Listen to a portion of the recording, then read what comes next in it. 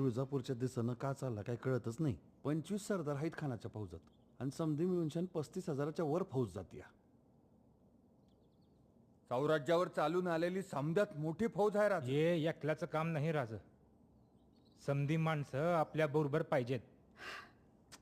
सारे मराठे एक होऊन लढतील तर उभे जग जिंकतील. परंतु हे होणे म्हणजे अमावस्येच्या रात्री वावरात कुसळ शोधण्यासारखे आहे. आणि त्यातनं आपल्या मावळातल्या 10 देशमुखांची तोंड 10 दिसला. त्यांना एकत्र आणणार कोण? आऊ साहेब, बघितलं का कोण आलंय ते?